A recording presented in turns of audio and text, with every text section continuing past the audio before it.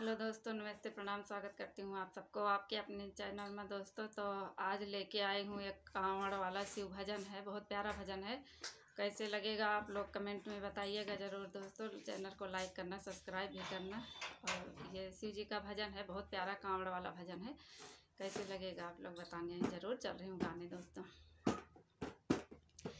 चला कांवड़िया में धमाल मचाई, भजन शिव द्वारे पे गाई। चला कांवड़िया धमाल मचाई, भजन शिव द्वारे पे गाई। काशी माँ गाई, बनारस माँ गाई। काशी माँ गाई, बनारस माँ गाई। विश्वनाथ मंदिरिया धमाल मचाई, भजन शिव द्वारे पे गाई। चला कांवड़िया धूम मचाई, भजन शिव द्वारे पे गाई। अयोध्या में गाई, सरजू जी पे गाई। अयोध्या में गाई, सरजू जी पे गाई। नागेश्वर नाथे धमाल मचाई, भजन शिव द्वारे पे गाई।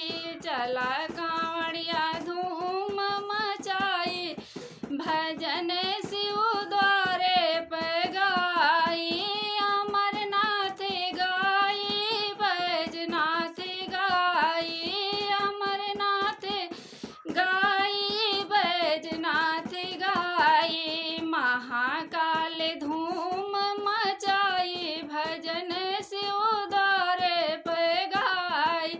चला कांवड़िया धमाल मचाई, भजन शिव द्वारे पे गाई।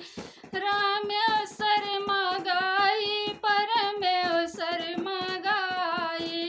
रामेश्वर माँ गाई, परमेश्वर माँ गाई। केदारनाथ धमाल मचाई, भजन शिव द्वारे पे गाई।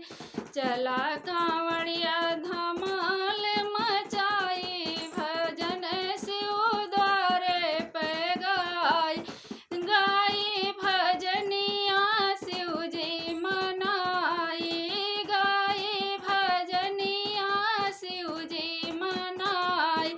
ना माने हट बैठ जाई, चला शिव द्वारे पे गाई। ना माने डटी बैठ जाई, भजन शिव द्वारे पे गाई। चला कांवड़िया धमाल मचाई, भजन शिव द्वारे पे गाई।